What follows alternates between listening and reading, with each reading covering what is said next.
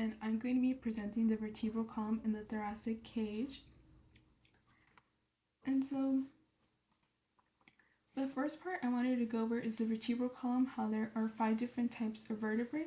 So we first have the cervical vertebrae, which is up here, that is found in the neck. Then we have the thoracic vertebrae, which is the one that has the most vertebrae out of all the vertebrae. And then we have the lumbar vertebrae, which is the lower back. And then we have the sacrum, which has 5 fused vertebrae, and then the coccyx, which is the tailbone. And that one also has 4 fused vertebrae. And so a way that I like to know how many vertebrae are that helps me realize how many there are. So I remember that there are 7 for the cervical, and there are 5 for the lumbar vertebrae, and then there are 12. So then I just think of 7 plus 5 equals 12. So that is how I know that there are 7 cervical vertebrae, and there are 12 in the thoracic, and then there are 5 in the sacrum. That helps me identify it.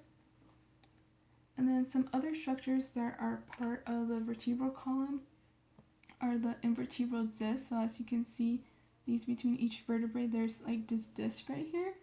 And so the invertebral discs are made out of cartilage, and their purpose, their function is to help dampen the impact experienced by vertebrae.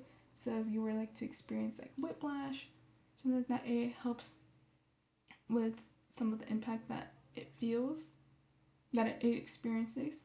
And then we also have here the intervertebral foramen, which is different for the vertebral foramen. So the intervertebral foramen is these holes that you see here on the side in this lateral view. You see all these holes that are formed by all the vertebrae coming together. So that is the intervertebral foramen. So although these are the general parts of the vertebral, so these are all landmarks that all the vertebrae have. So the first one is the spinous process, which is here. And then so a way that I kind of like to identify the spinous process, it kind of reminds me of the seat of a bike. Like when you look at it, it looks like this is the front part of the bike, and this is kind of like this seat like that.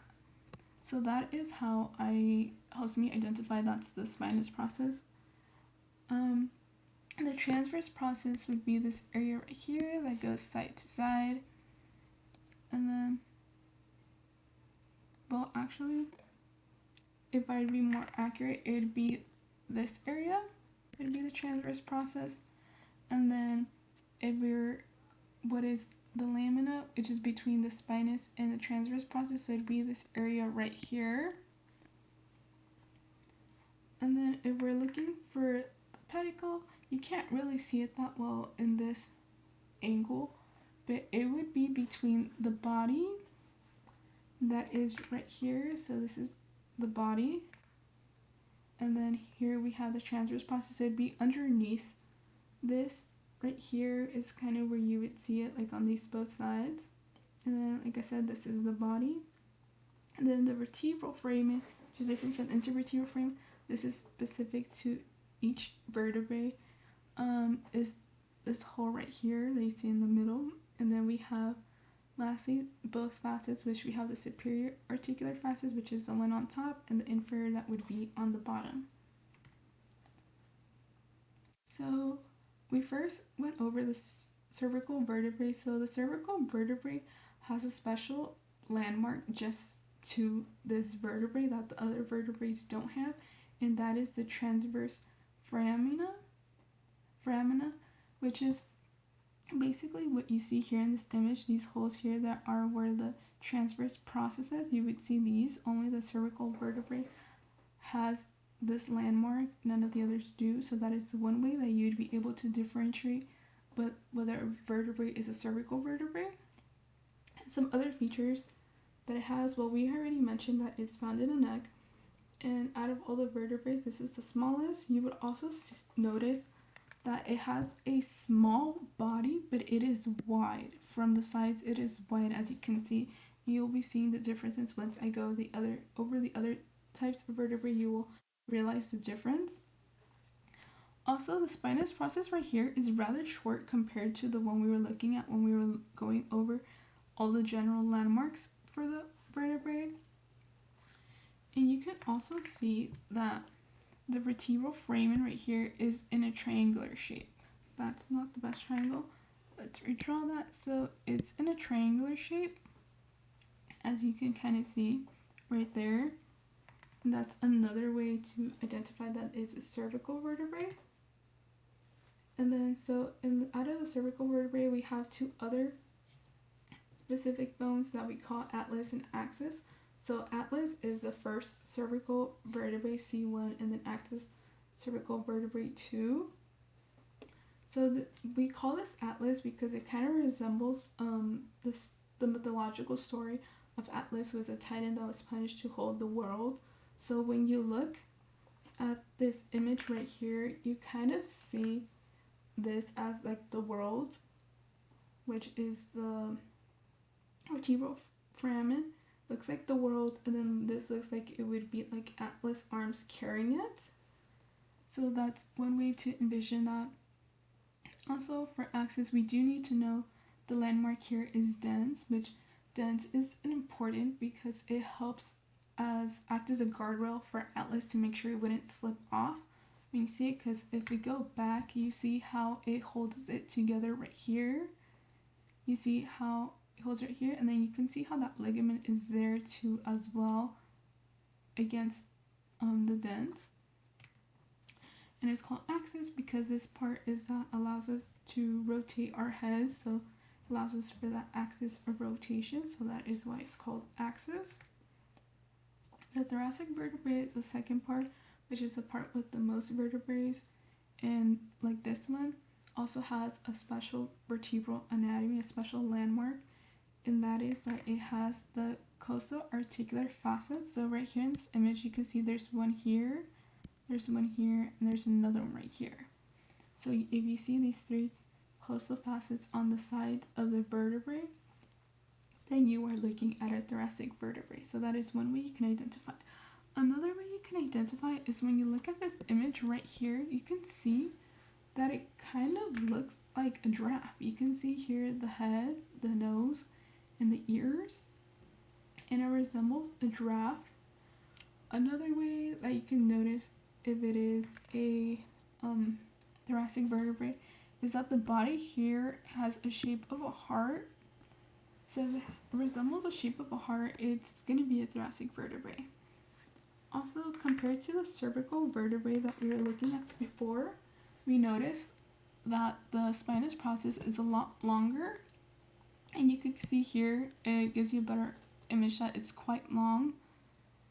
And also the vertebral foramen is in a circular shape, so that's another feature to help you distinguish the different types of vertebrae. So lastly, the lumbar vertebrae, this one doesn't have a specific type of landmark that distinguishes them. It has all the general ones that we went over. It doesn't have any other special ones. So if you're looking at a vertebrae that doesn't have a transverse foramina or a costal articular facets, then you are looking most likely at a lumbar vertebrae. And here I actually put the wrong image, but if you were to be looking at it, you can kind of see here that it resembles like a moose. Like this would be like the nose, and this kind of looks like its horns, like kind of the head. You can kind of see the resemblance here on the side. But some other way you could tell that it's also a vertebrae, it's a lumbar vertebrae, is that you would notice that it kind of has like this bean-like shape when you look at it, or I kind of think of it as a potato too. So it's a kidney shape. That's one way you can look at it. Also, the vertebrae foramen is in a triangular shape as well, so that's another way you can determine if that is a lumbar vertebrae. And so these are some ways to help you classify the vertebrae that we went over. We said to check for special vertebral anatomy. So again, the cervical only has a transverse foramen, And the thoracic only has these coastal articular facets, so that's how you can know if it's a cervical or a transverse. That's the easiest way. And then you'll know you're looking at a lumbar and doesn't have any of these landmarks. Another way that would help you determine what kind of vertebrae you're looking at is the size of the vertebrae. So we know that the cervical vertebrae is the smallest. So if you're looking at a very small vertebrae, then you are looking at the cervical vertebrae. And if you were looking between these three, you could tell that the lumbar vertebrae is the largest. As you can see here, like when you're looking at here, like this looks thinner and looks thicker and bigger. So if you're looking at a larger one, it'd be the lumbar vertebrae. Also, another way we can tell, like we went over, is the body shape. As you can see, the body shape for the cervical is a lot smaller than the other two, but it's a lot wider as well. So if you look at how wide it is compared to these ones, this is how you can tell it's a cervical vertebrae. And then we also said that the thoracic one has a heart shaped, and that the lumbar has like a kidney, potato-like, bean shape. So that's another way to help you distinguish what kind of vertebrae you're looking at. And then we are going to go over the sacrum and coccyx. So the sacrum is located right underneath the lumbar. You can see in this image that it's located right. This is the lumbar is located right underneath. And then we have the coccyx as well, which is a tailbone. That one doesn't have any landmarks that we need to know, but we know that that is the coccyx. And so for the sacrum, we need to know the sacral canal. So this area right here that we're looking at, this would be the sacral canal.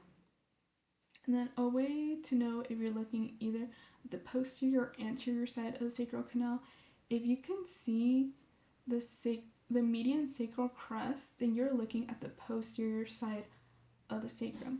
And if you can't see the crest, then you're looking at the anterior side. Another way that also helps you is that when you're looking at the sacrum, you'll notice that the coccyx curves towards you when you're looking at the anterior side, and that it'll curve away from you when you're looking at the posterior side. So that's another way to be able to notice what side you're looking at. And so with that information, we could figure out that this would be the posterior sacral foramina, and then this side we would be looking at the anterior sacral foramina. And so the thoracic cage, like we said, the thoracic vertebrae consists of 12 vertebrae. So of course there would be 12 pairs of ribs, because those ribs articulate with the thoracic vertebrae. That's hence in the name thoracic cage. And so we have 3 types of ribs. We have true ribs, false ribs, and floating ribs. So true ribs would be all of these that connect to the sternum. So we have this one, 1, 2, 3, 4, 5, 6, 7. So these would be 7 pairs that are connected to the sternum. And then we have the other part where the false ribs. So we have 1, 2, 3.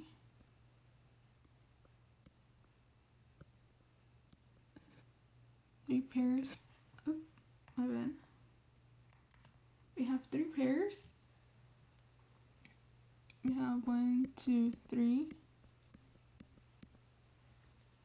Those are the false ribs. And then right here we see 2 floating ribs.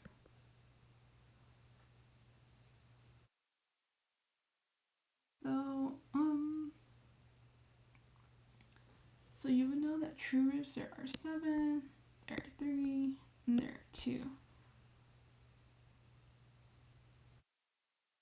And then from there, for the sternum, we have the mandibrium, which is right here. Then we have the body. And lastly, we here have the xiphoid process.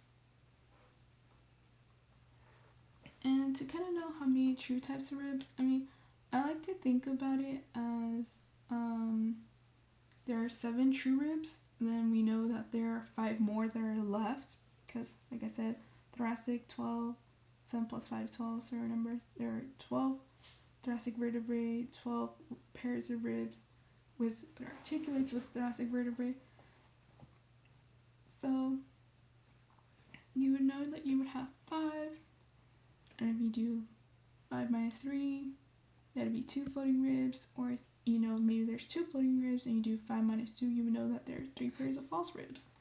And that would help you determine how many types of ribs. That's one way to look at it. So lastly, rib landmarks and articulations. So some of the landmarks for the rib are the head. So right here, you see that this is the head of the rib. And this area right here is the neck. Then here we have the tubercle, but this area specifically right here is the articular facet. And so, as we can see in this image, we can see how it articulates. So on this side, you can see how this part of the facet here when the head articulates here with the body of the vertebrae, and then you can see here how the tubercle, you'll see it better on this image of how these articular facets on the tubercle are articulating with the transverse costal facets on the vertebrae of the thoracic vertebrae, the thoracic region. And then another tip to know whether you're looking, to help you determine whether you're looking at the rib correctly, is that when you're holding it, you want to hold it by this neck area. And if you see the rib pointing away from you and it's like pointing down, then you're holding it correctly. But if you see it point this part upwards when you're holding it, then you're holding it incorrectly. That is one way you can determine whether you're holding it correctly or not. And that concludes this presentation. Thank you very much for listening.